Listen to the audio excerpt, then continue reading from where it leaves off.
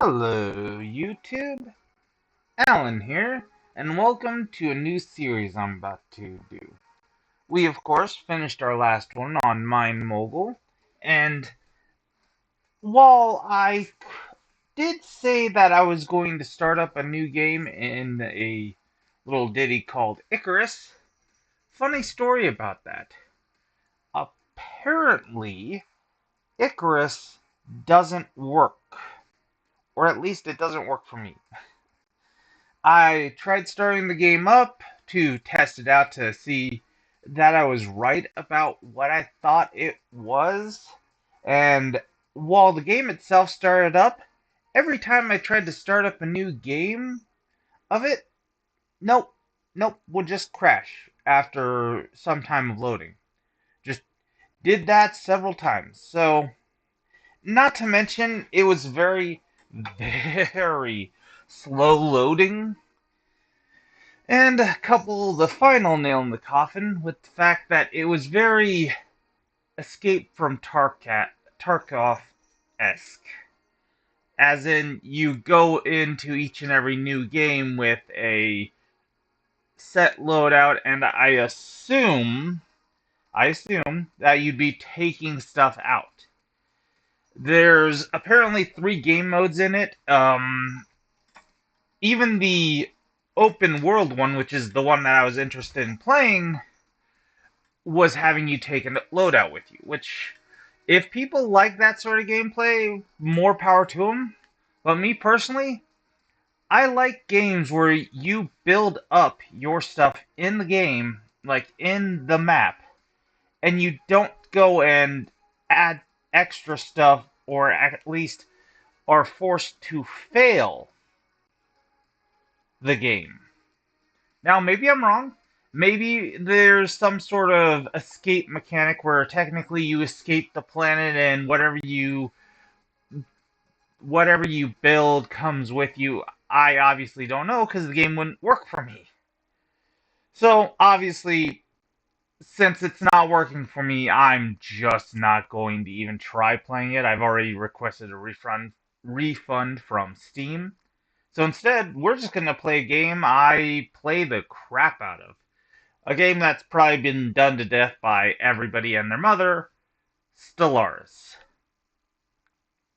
Obviously, Stellaris is not a new game, but I like it. And I wanted to share it for no other reason than just because I like the game. So, thank you all for listening to my rant, and we'll get into it here shortly. Okay, so, start a new game.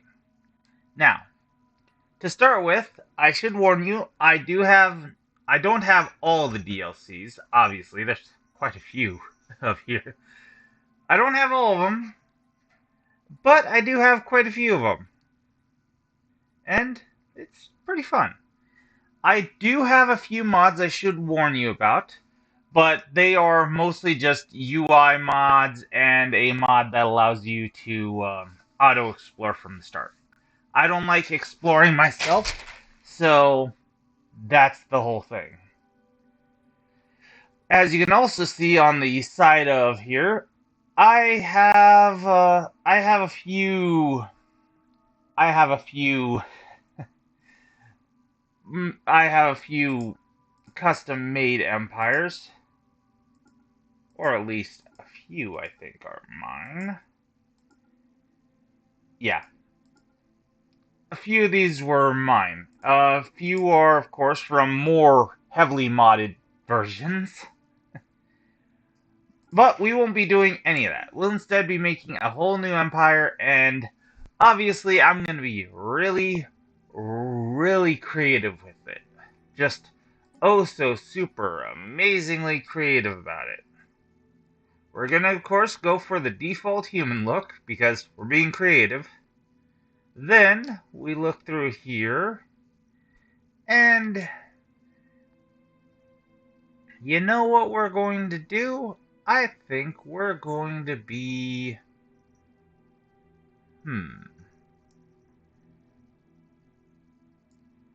We're gonna go...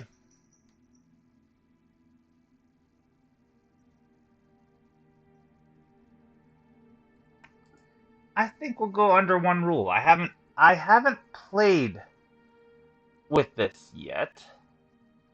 I think we're gonna try it out. If for no other reason than just because of this. And of course, because we're playing with that, we're going to need a dictatorship.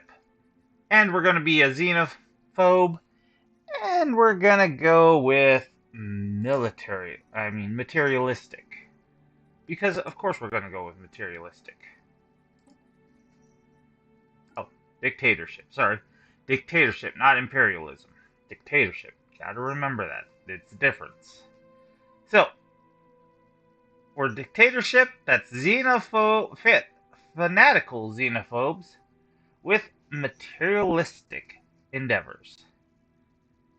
And you know, I could drop that. I don't need to be fanatical.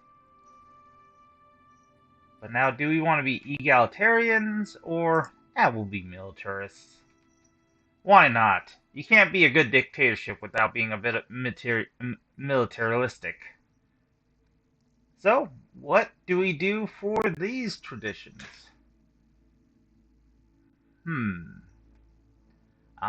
Well, of course, we gotta be barbarian despoilers, because of course we do. Next, we have to... Oh, let's see here.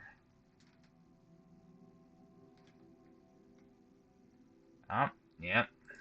Warrior culture. Gotta go for the warrior culture. And now, our traits. We are going to, of course, be very strong. We are going to have inorganic breath. But in exchange for both of those, we are going to be unruly and slow breeders. And that will be that. There's no sense in trying to go any further for any of the other stuff. I mean, we could, honestly speaking, if I really wanted to, I could go and get rid of this inorganic breath for something like resilient or quick learners or adaptive. Honestly, that probably would be a good idea, but I just like having that extra bit of exotic gas. So, we'll go with that.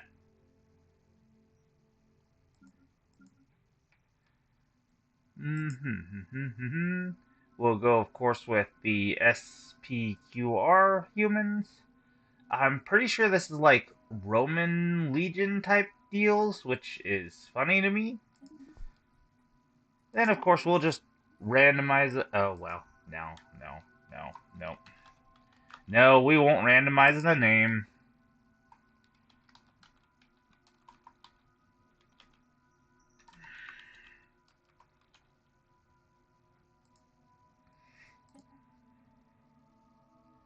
I think that's the plural of human.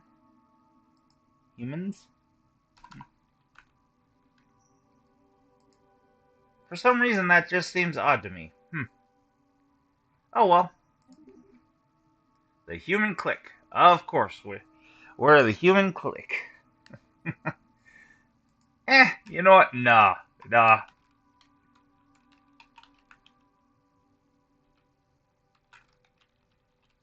We'll be the new Roman Empire. The HRE.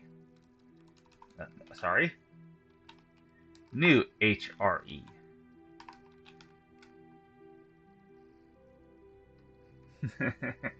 Oh, and if you don't know what the H stands for, it's holy.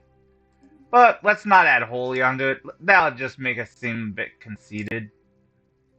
We'll go with a continental world. We'll go with the Sol system, of course. Go with Earth, Sol, and I like playing around with the solar punk city just because I kind of like the look of it. The room, let's go with...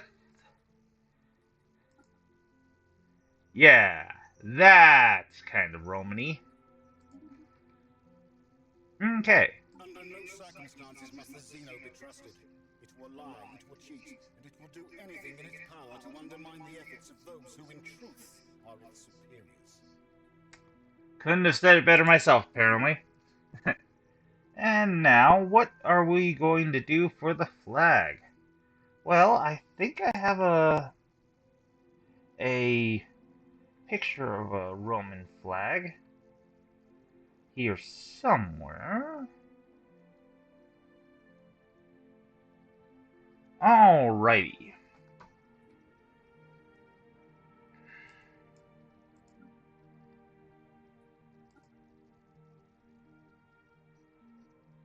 Alrighty, we got the Aquila. We're gonna need to swap out the... Yeah, we're gonna need to swap that out for the gold. And let me see here. Let's have that. There we go. That's as close to a eagle as we can get, I think. Oh. Oh, we are having troubles now then.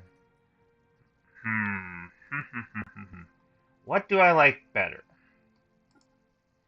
The Aquila or the eagle? Yeah, I think we're just gonna have to go with the... I think we're gonna go with the Aquila for just posterity's sake, I think. Alrighty, and as for the ship set, I usually go for... Where is it? Aha, the Imperial.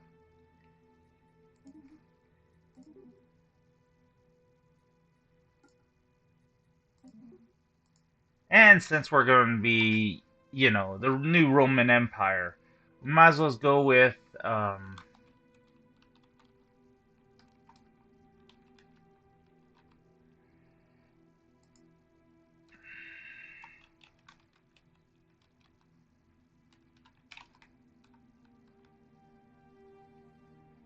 I think that's how you spell Emperor and Empress.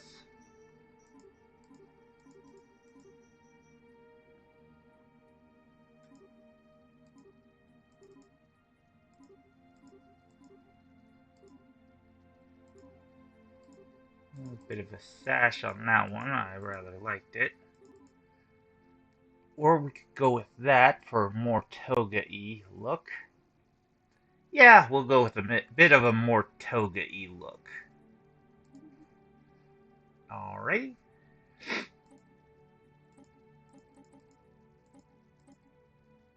And we will have him be, of course, an official, because I am fairly certain that back in the Roman times, well, no, back in the Roman times, their leaders were commanders at times. Oh, well, we'll go with the official just because I want to. And let's see here. Let's go with an elitist. So that way I can get 2 of these. And I'm going to go with... You know what? I'm going to get both of these. There we are. Get both of those. Save this. And I like starting with these settings. Maximum AI empires. Turning off advanced AI starts, even though technically speaking, it could be a bit more of a challenge if we do the advanced AI starts. And we of course only have 5 fallen empires. I like maxing out and minimizing stuff. It's how I play the game. I of course like keeping the hyperlanes really low. This allows some pretty fun choke points if you want. and makes it a little bit slightly more difficult to maneuver around, not just for you, but the enemy too. I don't play with Iron Man, really. I don't really care to, mostly because, well, in case something messes up,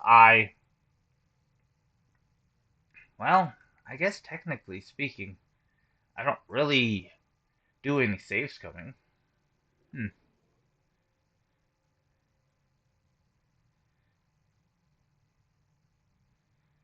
Well, never played Iron Man before. Why don't we try it? It's not like I do any saves coming. If I mess up, I mess up.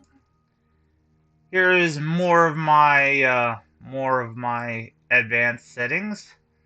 Crisis type, all of them. Just normal crisis strength. No scaling difficulty. Um, AI aggressiveness, no normal. I think most of this is just ordinary stuff. The main thing that I changed is changing the habitable worlds to rare and boosting the pre-FDL and pre-sapient species.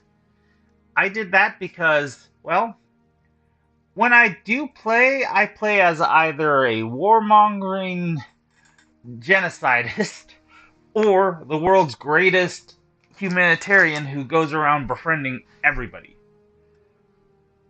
So having a lot of little empires suddenly popping up sure doesn't hurt my feelings none.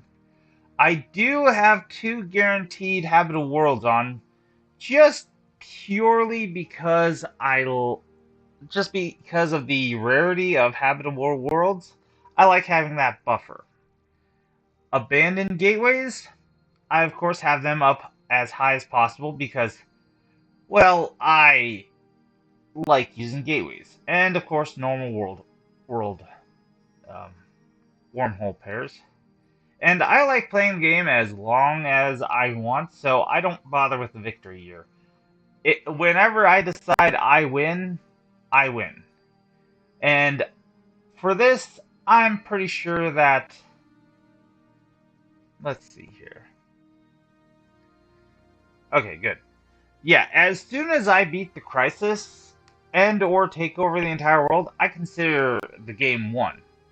If obviously once I beat the crisis, I am very much a domineering presence, and there's nothing that can even threaten me, not even the Fallen Empire's awakening. I usually just say, alright, I'm good. And I'm done for the day. Obviously, for this, that'll pretty much be how I run things. If you don't like it, well, I'm sorry to hear that. For the Marauder Empires, I of course have them maximum because I really want to make sure the con spawns, because more often than not, whenever I have it any lower than that, either the Marauders will be right next to me and be in such a dang bad spot where I need to literally push through them, and they don't fire, or they fire too early, and suddenly I have to try to fight him and I die horribly. Or I steamroll over them, because I have to, and now they're dead and the Khan will never spawn. I really want his throne. Hopefully I get it, but if I don't, I don't. Of course, I have the L gates turned on because, well, I don't mind the L gates. They're a bit fun. But I do have the caravanners off just because they're annoying as hell. Sorry, I just consider them annoying as all hell. Maybe they've changed in recent years, but I've had one too many bad experiences where they've annoyed the hell out of me, so they no longer exist in any of my galaxies.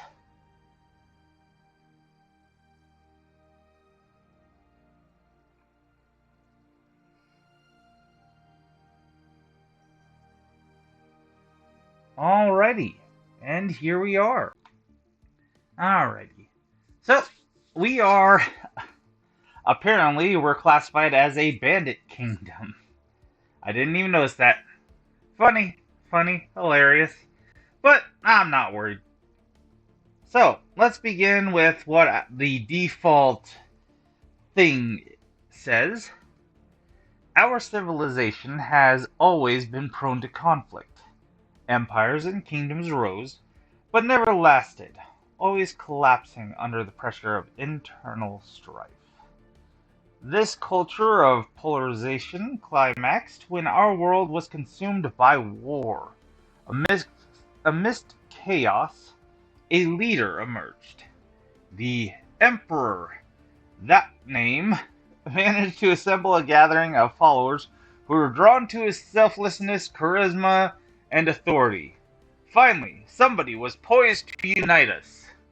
Or they might have just been, assembled at the tip of a spear. You never know. Romans tend to do weird things. The unification was a long and painful process. But one after another, the warring factions eventually surrendered and fell in line, cowed by the Emperor's promises of a future amongst the stars, or lying face down in a shallow ditch. Either future, depending on your answer.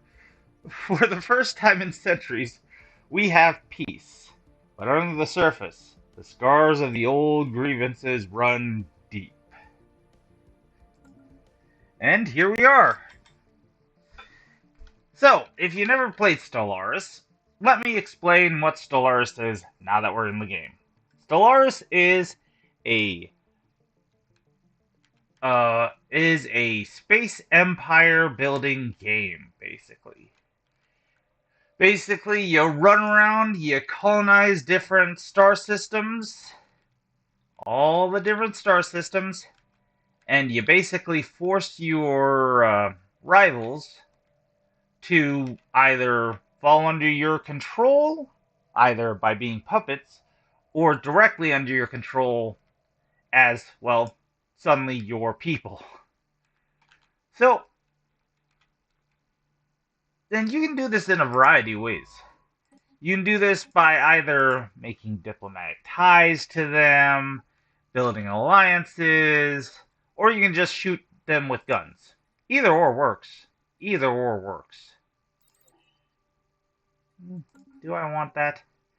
We're starting, of course, with making our first research, and I think I'm gonna get the energy producing first. There are, of course, these resources up here in the upper left-hand corner. You got your energy credits, your minerals, your food, your unity, your consumer goods, your alloys, minor artifacts, and influence. Now, let's go through each. Energy credits, those are basically like your, well, energy credits, minerals, and alloys are all used to build things.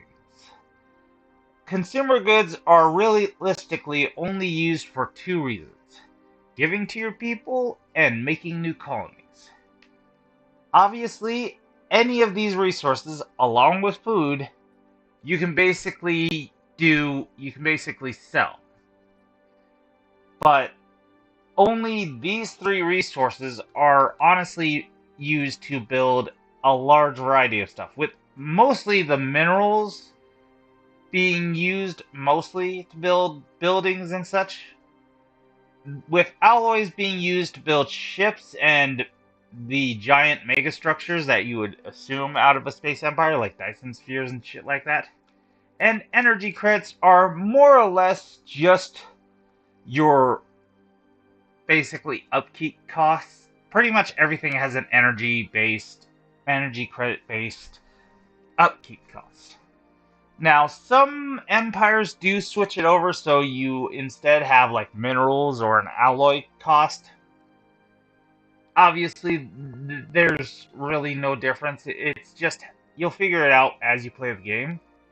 But like I said, consumer goods and food are only really used for your people and for colonizing new places. Now, once again, like I said, some species are different. Lithoids need minerals, not food, in order to eat. Lithoids are a species of people. And of course, I believe machines need alloys. So it's all a balancing act. Unity is basically allowing you to get various traits and such for your empire. It's oh, no, not there. There we are. Society management, traditions. That's it allows you to get traditions and allows you to do a variety of different things like hiring leaders mm, and supplying. Actually, I think that's pretty much it. Just ah, doing various other things like managing resettlements and such like that. Yeah. It's mostly just for buying leaders and buying traditions and a couple of other minor things that I really don't worry too much about, like ascending colonies, enacting edicts, or resettling people. I don't do a lot of any of that. I probably should, but I've played the game and enjoyed myself plenty without having to do any of those, so. And finally, we have influence. Influence is basically how you interact with the world at large. This is basically your resource when it comes to mucking about with anything outside of your, well, you. You can it you can go and build the various outposts, which are basically, claiming systems. You can obviously use it to make claims on other people's systems that already, made their outposts. Or it's used to upkeep the various, like, alliances and other such pacts you make with other countries. There is one more resource here, and that is your trade resource. Trade resource is basically just your market cash. Basically, you use this trade resource to buy any of these resources, or you can sell any of these resources for a certain amount of the trade. Obviously, they all start out at 130, 130 to buy and 70 to sell. But as time goes on, they will fluctuate wildly. So, for some reason, even though it says internal, some resources will always be wildly more expensive than others. And honestly, once the Galactic Market has been founded, which that'll be a much, much later project, you're no longer just doing your internal. As you're buying or selling a resource, another person can come in and buy and sell those very same resources too. So, say you're selling a whole crud ton of energy credits, or no, let's be more realistic, a whole crud ton of alloys. You're just selling a whole crud ton of alloys because they're really, really high expensive, like these are swapped around. So, you're selling a whole crud ton of them because, well, they're really, really expensive. Somebody could then come and buy them for the slightly cheaper price that you're now driving the market down towards. And that's fun. Or somebody could piss you off by continuously making it more and more expensive by buying and buying and buying because they have more of a buying power than you do. It's all just something. And of course, we have the research here. The research is divided into 3 different sections: physics, society, and engineering. I really don't worry too much about any of this getting more research. They kind of nerfed research like a while back. So, honestly, you don't need to worry too much about it. This is, of course, the leadership tab, because our leader started out with a new trait for some reason. So we will, of course, go for one of these. Now, this one will increase the minerals of jobs, and this one will increase the stability. I'm going to go with the minerals because I like having minerals. Huh. But I can also go for the stability too because he had plenty of it. And let's see here. Ah, and advisor. There we go. Okay, so our leader is now completely finished up. This I also just have auto done because I really don't care to. I really don't feel the need to go and assign those every single time. I usually just roll the dice, see what happens. But stability affects your planets. Right here, you see that the stability here, effects of high stability increase your resources, lowers your automatic resettlement chance, and ups your basically your people can move to and from your planets, though it's kind of slow. This just the automatic resettlement chance and destination chance. It's basically them leaving, which is the normal chance, and them coming, the destination chance. The higher the normal chance is, the more they're going to just run away, the more they're going to leave because, well, some bad stuff's happening on this planet and they need to get the fuck out. Or you're intentionally having buildings that push them out to various other planets. Whereas, obviously, the destination chance, they're coming in because it's a very attractive planet. So needless to say, you want it to be very, very, very, very high, at least for planets that still have space. And that space is, of course, the housing. Now, they did a change to the planet system quite a while ago, to where it used to be where you had, like, individual guys, like 1, 2 guys, and it was a little bit unrealistic, but also understandable, you know? Those 1 or 2 guys was representative of like thousands. But now they've changed it so now it is accurately representative. Kind of. Thousands of people. And this is the management screen for planets. I'll get into it a little bit more, or I'll be messing about with this a little bit more, but right now we don't have any of the materials to, yeah, see, make any of them. And as you're seeing, down just below it, there's an upkeep cost for pretty much every single building. Only a few don't have an upkeep cost, but most of the time it's going to be an energy credit. There are some that are unique, but most of the time it's going to be an energy upkeep.